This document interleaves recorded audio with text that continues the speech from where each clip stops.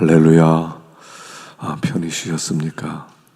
오늘 사경의 마지막 날 7번째 시간입니다.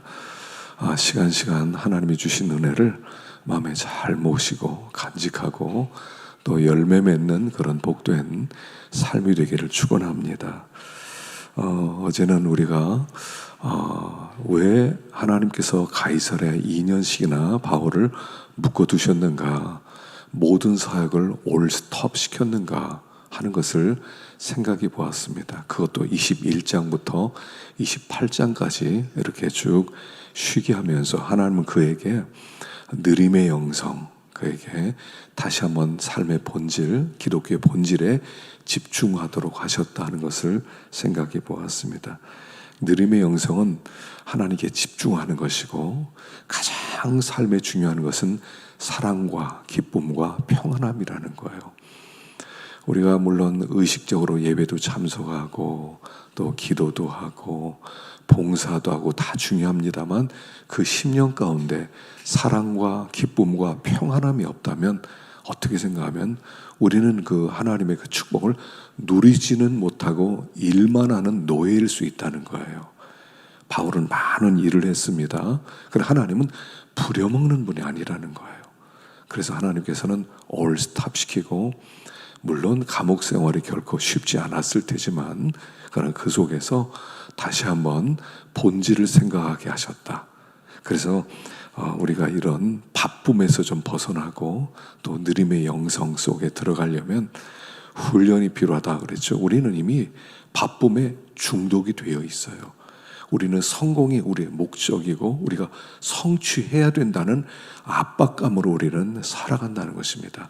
그래서 여기서부터 우리가 이런 훈련들을 통해서 우리가 벗어나야 되는데, 그래서 고독과 침묵의 훈련도 필요하고 또 안식일 훈련이 필요하고 또 단순함의 훈련, 또 좀 늦추는 천천히 가는 훈련이 필요하다고 그랬죠. 그래서 이 땅에서 모든 걸 다 누리고 목적 없이 그냥 달려갈 것이 아니라 서서 생각하면서 하나님께 집중할 수 있는 그런 사람이 될 때 우리가 이 느림의 영성, 하나님과 함께 현재를 하루씩 살아가는, 막 한꺼번에 1년을 살아가고 정신없이 달려가는 것이 아니라 현재를 한 번씩 누리는, 하나님이 우리에게 주신 은혜들을 돌아볼 수 있는, 그리고 정말 감사할 수 있는 우리가 되어질 때 정말 우리의 삶에 큰 그런 놀라운 도약이 우리에게 있을 것이다 하는 것을 생각해 보았습니다.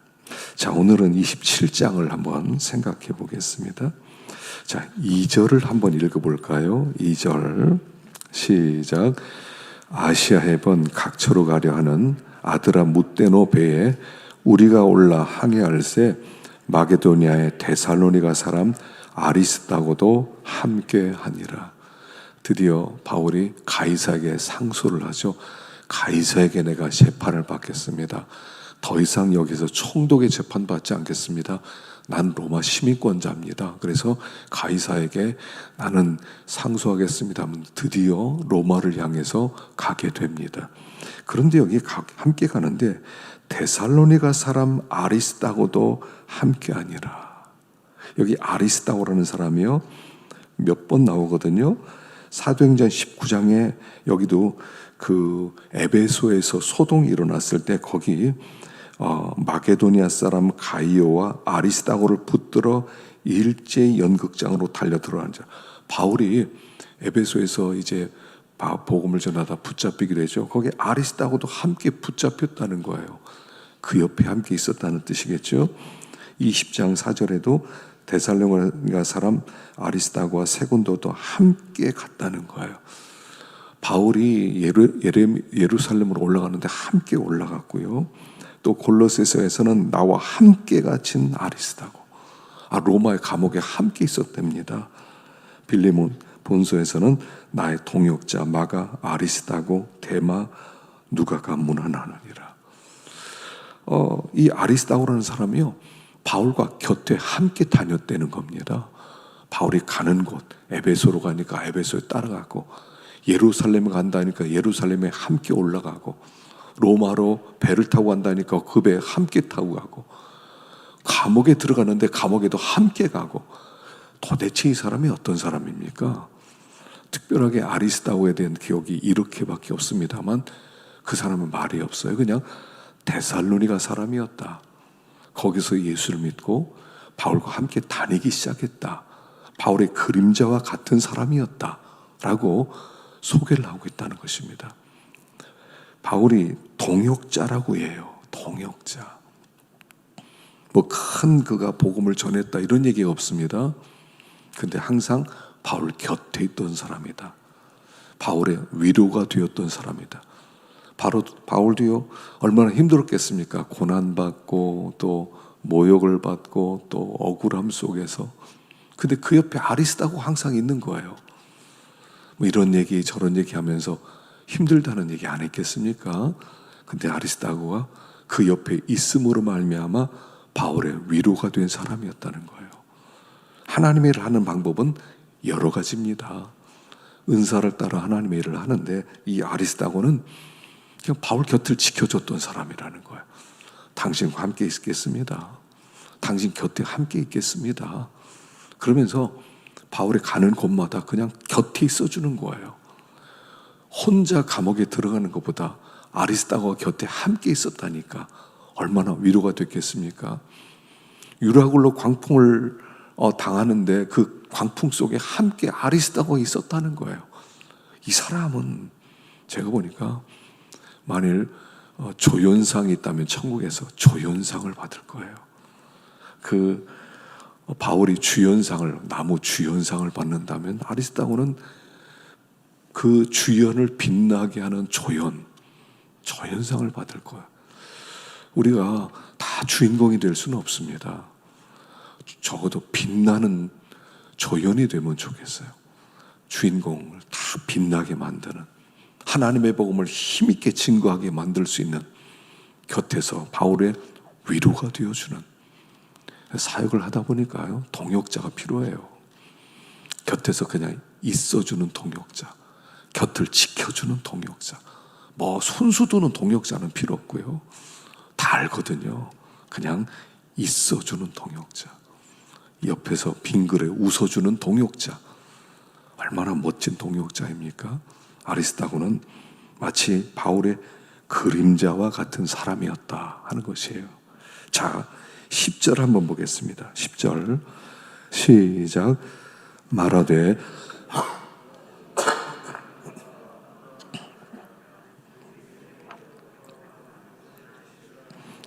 백부장이 선장과 선주의 말을 바울의 말보다 더 믿었더라. 지금 이제 절기를 마치고 배를 타고 갑니다. 이 절기는 금식하는 절기인데, 금식하는 절기는 10월 중순경입니다. 그러니까 이 지중해 바다는 9월부터 겨울이 시작돼요. 그래서 9월부터 11월까지는 항해하기가 좀 위험할 때입니다. 그리고 11월부터 2월까지는 불가능해요. 너무 폭풍이 많이 몰아쳐서 10월 중순쯤 되었습니다. 그러니까 중순 좀 지나니까 뭐 위험하긴 하지만 그래도 할만하다 하는 그런 때였단 말입니다. 그러니까 우리 배를 타고 빨리 갑시다. 바울이 경험상 또 이렇게 감각으로 볼 때 이거 아닌 것 같다. 그래서 위험할 것 같다. 그래서 가지 말자 그러는데 이 백부장이 누구의 말을 더 믿습니까? 선장과 선주의 말을 더 믿습니다. 왜냐하면 선장과 선주는 전문가거든요. 수십 년 동안 배를 타고 지중해를 오갔던 사람이에요. 그러니까 바울은 복음 사역자고, 물론 그가 배를 타고 여러 곳에 복음을 전하러 다녔습니다만 전문가는 아니잖아요. 그러니까 이 사람이, 백부장이 전문가의 말을 듣는 거예요. 전문가가 괜찮다는데 전문가도 아닌 네가 뭐라고 그러냐. 그리고 배를 타고 가다가 이제 유라굴로 광풍을 만났다는 것이죠. 자, 그런데 진짜 전문가는 누구냐는 거예요. 진짜 전문가는 하나님이시라는 거예요.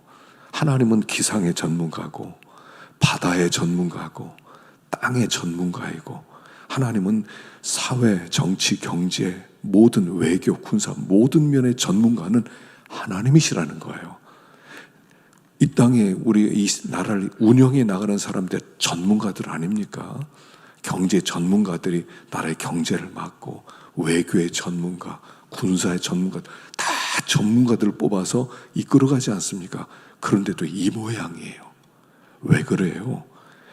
전문가가 아무리 전문적 지식을 가지고 있지만 인생에는 변수가 있다는 거예요. 코로나19 이 변수 아닙니까? 예전에 IMF 변수 아닙니까? 전문가 속수무책입니다. 자기 가진 전문 지식 그렇게 많이 공부했는데 아무 소용없는 그런 때가 온다는 겁니다. 그러니까 전문가의 말보다 하나님의 말을 더 들어야 된다는 거예요. 우리는 항상 전문가를 의지합니다. 전문가가 괜찮답니다. 전문가가 이렇게 합니다.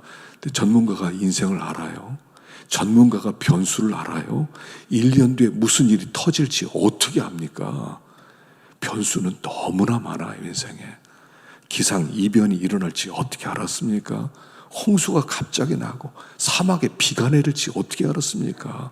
저 빙산이 저렇게 녹아날지 어떻게 알았습니까? 앞으로 한 치 앞도 모르는 것이 인생이라는 거예요. 전문가 믿지 말라는 거예요. 하나님을 의지하라는 거예요.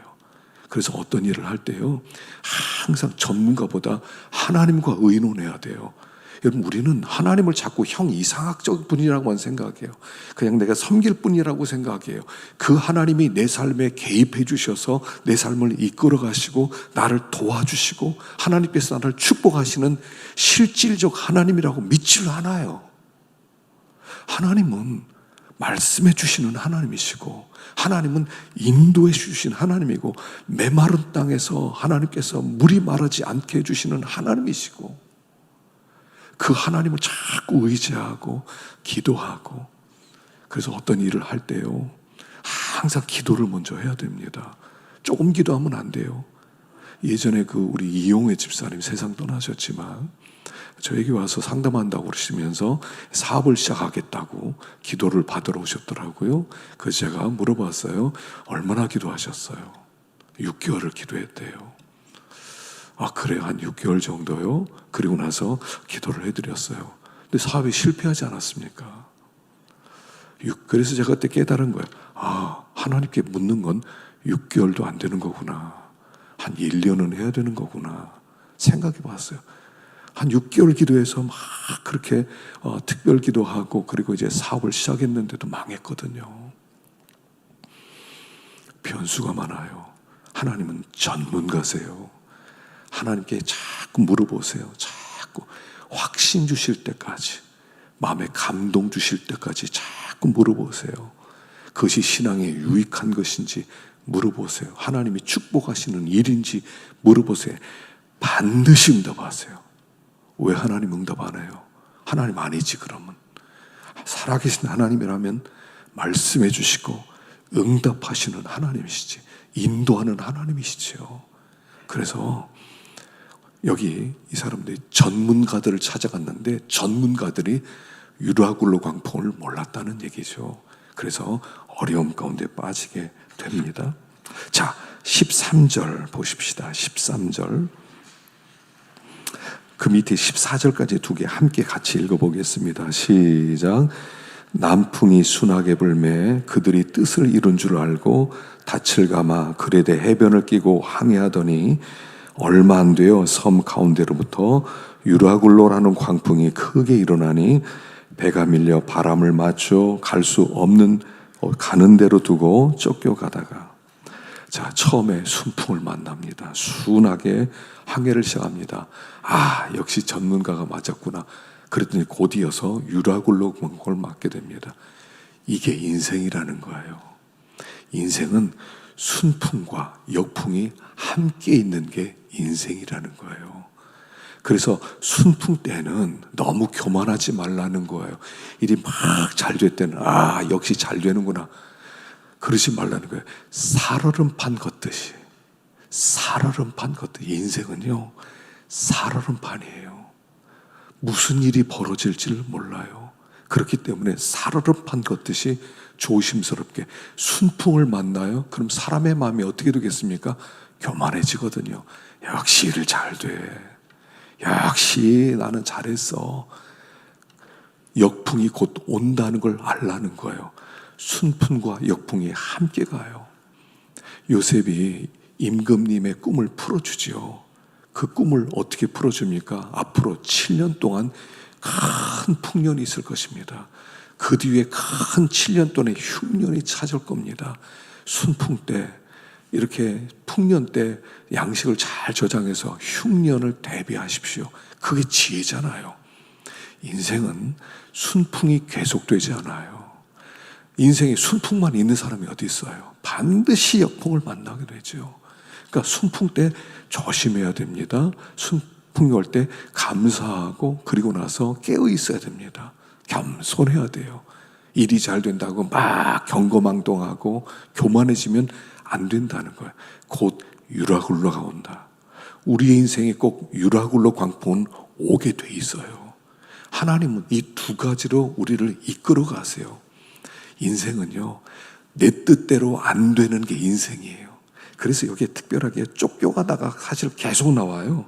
제가 기록을 안 했지만 보시면 쫓겨가다가 내 인생은요, 여러분 어떻습니까? 쫓겨가는 인생 아니셨어요?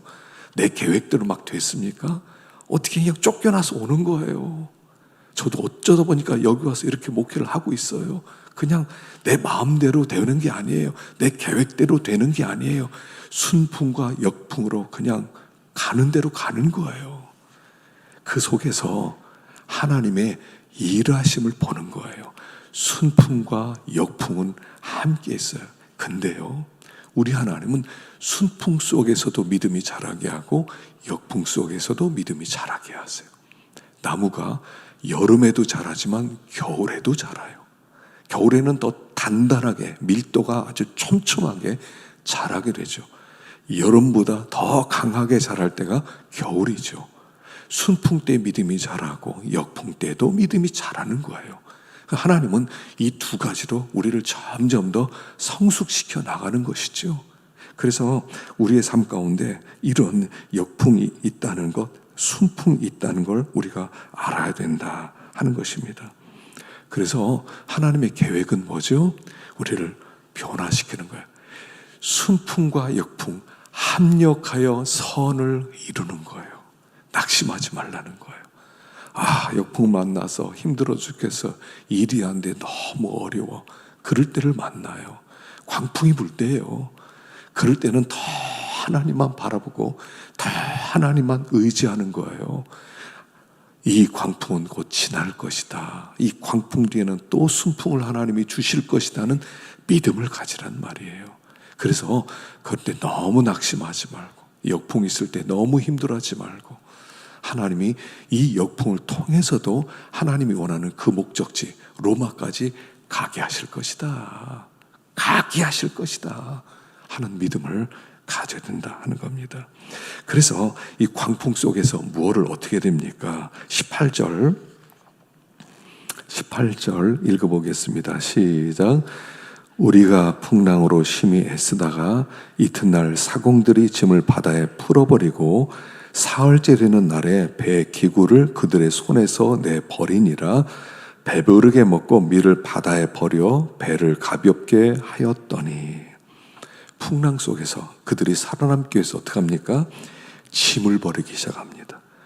그들이 장사하러 갔던 사람들은 짐들을 버리고, 배 주인은 배 필요한 기구들도 다 버리고, 나중에는 양식까지도 버리고 다 버렸어요. 풍랑 때는요, 버리라는 거예요. 버리는 훈련을 하라는 거예요. 하나만 붙들라는 거예요. 살다 보면요, 진짜로 중요한 게 뭐냐는 거죠. 우리가 진짜로 중요하지 않은 것 붙들고 있기 때문에 풍랑도 만나고 또 어려움도 만나고 그러거든요. 그래서 이 풍랑 때는 버리라는 거예요. 하나만 붙들라는 거예요. 영혼 구원만 붙들라는 거예요. 버려야 돼요. 버리라는 거예요. 양식도 버리는 거예요. 모든 무거운 것과 얽매이기 쉬운 죄를 벗어버리고 인내로서 믿음의 경주를 경주하고 믿음의 주여 온전케 하시는 이는 예수를 바라보라. 주님만 바라보는 거예요. 풍랑 때는. 그냥 나 이것도 지켜야 돼, 저것도 지켜야 돼. 지키려고 하지 마세요. 목숨과 관계되지 않은 건 다 버리라는 거예요. 우리 삶을 미니멀리즘, 자꾸 버리는, 단순화시키는 훈련이 필요해요. 필요 없는 것들을 점점 더 많이 우리는 붙들고 살거든요. 이것도 아까워, 저것도 아까워, 이것도 못 버려, 저것도 못 버려. 그랬던 사람이 롯의 처 아닙니까? 롯의 처는 버리지 못하다가 죽음을 당하는 거예요. 버리는 거예요. 아까워하지 말고 버리는 거예요. 우리가 버리려고 하다 보면 얼마나 욕심이 많은 사람인가를 알게 되거든요. 이사할 때 보면 알죠? 짐이 얼마나 많이 나옵니까? 아니, 이렇게 짐이 많아서 짐이 곳곳에 수납장에 다 들어가서 그렇지, 그걸 한번 꺼내보세요. 그냥 거실에 그냥 가득 찰걸요. 이렇게 많았어. 점점 줄이는 훈련이에요. 점점 작게 사는 훈련이에요. 더 적은 것이 더 아름답다. 어제 우리가 생각해 보았어요. 더 적은 것이 더 아름답다. 우린 더 많은 것이 아름답다. 더 적은 것이 아름답다. 그래서 짐을 버려야 됩니다. 주님을 더 의지하고 지방지를 제거해야 돼요. 지방지를 자꾸 제거하지 않으면 점점 더 어려워진다 하는 것이죠. 그래서 짐을 버려라. 짐을 버려라. 자, 22절 읽어보겠습니다. 시작. 내가 너희를 권하노니 이제는 안심하라. 너희 중 아무도 생명에는 아무런 손상이 없겠고 오직 배뿐이리라. 절망입니다. 모든 사람이 절망해서 14일 동안 아무것도 먹지 못합니다. 생각해 보세요. 바다에서 14일 동안 해가 뜨지 않아요. 그 짙은 그 비구름 속에서 정말 폭풍 바람이 불면서 비가 내리고 얼마나 그 14일 동안 두려웠겠습니까? 모든 사람이 절망 속에 있을 때 바울이 얘기합니다. 안심하라. 생명에 손상이 입지 않을 것이다. 하나님이 어젯밤 내 곁에서 그렇게 말씀하셨다. 자, 모든 사람이 절망 가운데 있을 때 소망의 메시지를 가진 사람, 그 사람이 그리스도예요. 그게 복음이에요. 그래서 여기 276명의 한 사람도 죽지 않고 다 구원을 받습니다. 여기 이제 우리 번역에는 다 상륙하여 구조되니라 이렇게 나왔거든요. 근데 원래 지난번 성경에는 구원 받았느니라 이렇게 나와요. 같은 얘기겠죠. 그런데 구원이 더 맞아요. 왜냐하면 이 27장에서 276명을 하나님이 바울에게 다 주셨거든요. 바울 때문에 그들이 구원을 받게 되거든요. 그 풍랑 속에서 하나님의 영광을 보게 되거든요. 그들이 마지막 식사할 때 축사하지 않습니까? 오늘 본문에서 축사를 하고 그들이 다 아멘 하면서 양식을 다 먹어요. 무슨 얘기냐면 성찬에 참여하는 거예요, 이게. 그들이 다 구원 받았다는 얘기예요. 근데 왜 그걸 구조라는 말로 바꿨냐는 겁니다. 바닷가에서 구조받은 정도지 구원받은 것은 아니다. 왜 이런 식으로 해석했는지 이런 새로운 번역에 조금 정말 신학적으로 모르는 그런 국어학자들을 많이 참여했거든요. 국어적으로 하자. 이거는 영적인 구원이에요. 하나님 바울을 통해서 276명을 하나님의 영광을 보게 하고 메시지를 받게 해서 구원받은 얘기를 27장에 그리고 있는 거지, 바다에서 구조받았다 이 얘기를 하는 게 아니거든요. 조금 제가 볼 때는 좀 아쉬운 부분이 많아요. 하나님은 270명을 너에게 맡겼다 그랬거든요.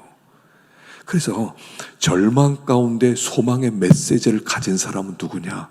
제일 첫 번째는요, 하나님을 모시고 사는 사람이에요. 하나님을 모시고 사는 사람. 하나님을 모시고 사는 사람은 하나님의 음성을 듣는 사람이기 때문에 절망 속에 소망의 메시지가 있는 사람이에요. 소망의 메시지. 소망의 메시지를 가지고 절망 가운데 있는 사람을 위로해 줄 수 있는 사람. 그 사람이 하나님을 모시고 사는 사람. 그러니까 하나님을 모시고 사니까 하나님이 다 위로해 주시고 알려주시는 거예요. 그리고 두 번째는 사명이 있는 사람이죠. 하나님이 바로 이 바울에게 뭐라고 했습니까? 너는 로마에 가리라. 로마에서 복음을 전하게 되리라 하나님이 사명을 주셨어요. 그러니까 바울은 하나님의 말씀대로 로마로 가게 돼 있어요. 뭐 유라굴로 광풍 맞았다고 죽을 일이 없어요. 하나님의 말씀이 있으니까. 말씀이 있는 사람은 어떤 상황 속에서라도 소망이 있어요. 난 로마로 가서 하나님이 복음을 전한다고 그랬지, 나는 복음을 전하게 돼 있어. 그게 하나님이 나에게 맡기신 사명이야. 사명이야. 그리고 그 사명을 가진 사람 때문에 이들이 살아나는 거예요. 그럼 이게요, 믿는 사람 하나의 영향력이거든요. 사명을 가진 사람과 함께 있을 때 그 배에 뭐 유라굴로 광풍이 14일이 아니라 몇 달이 계속된다 하더라도 절대로 침몰 못 시켜요. 하나님의 사람이 있기 때문에, 사명을 가진 사람이 거기 있기 때문에 그 사람을 살리기 위해서라도 하나님은 그들에게 안전함을 주는 거예요. 근데 요나 어때? 요나. 사명 버리고 도망치는 요나 때문에 뱃사람이 다 죽게 생겼어요. 요나 한 사람 때문에. 그래서 결국 요나를 버리고 나니까 편안함이 찾아와요. 이 믿는 사람의 영향력이라는 거예요. 나 하나가, 우리는 별거 아니라고 하지만 하나님의 사명을 받아서 사명의 길을 가는 사람에게는 그 주변에는 모든 사람에게 혜택을 받게 하시고, 한 사람이 사명을 따라서 자기 마음대로 살 때는 그 한 사람 때문에 주변의 모든 사람이 고통을 당하게 하고, 그게 왕 같은 제사장이라는 거예요. 우리는 왕 같은 제사장, 우리는 하나가 그냥 하나가 아니에요. 하나님이 우리 하나를 세웠을 때는 우리 하나의 영향력으로 한 민족도 살릴 수 있는 사람으로 우리를 부르셨다는 것을 기억하라는 거예요. 난 아무것도 아니야. 난 별것도 아니야. 하나님 나를 사랑하지 않을지도 몰라. 내가 뭐 믿음이 있나? 우리는 너무 그렇게 자기를 이렇게 작게 여겨요. 과소평가해요. 하나님은 우리를 하나님의 아들로 삼으셨어요. 하나님의 아들이 함께 가는 배예요. 276명이 그때부터는 바울만 바라보는 거예요. 바울의 말만 듣는 거예요. 이제 나중에 그 배 사람들이 이제 옆에 있는 구조선을 놓고 도망치려고 하니까 저 사람 구조되면 우리 구원 못 받는다는 배를, 거루선을 다 잘라서 구조선을 다 갖다 버리고, 죄수를 죽입시다 그럴 때 죽이지 않고, 믿는 사람 하나 때문에 그래요. 하나님은 우리에게 공동체를 맡기는 겁니다. 여러분들이 들은 직장은 그냥 들어간 곳이 아니에요. 여러분들은 그곳에 있는 276명을 구원하라고, 절망 가운데 있는 사람에게 소망을 주라고 그 공동체에 여러분을 보내셨다는 것을 기억하십시오. 가정에 보내셨고, 직장에 보내셨고, 학교에 보내셨고, 우리 한 사람 때문에 절망 가운데 있는 사람이 소망을 가지라고 우리를 그 속에 두셨다는 사실이에요. 그래서 우리 하나님은 광풍 속에서도 영광을 받으시는 하나님, 광풍 속에서도 하나님의 뜻을 이루어 가시는 하나님이시다 하는 것을 말씀하고 있는 것입니다. 오늘 우리가 직장으로 또 들어갈 것입니다. 또 학교로 들어가고, 또 여러분 가정으로 들어갈 것입니다. 나 하나 때문에 고통받는 것이 아니라 우리 공동체가 복을 받고 유익을 누릴 수 있는 그런 복된 하루 되시기를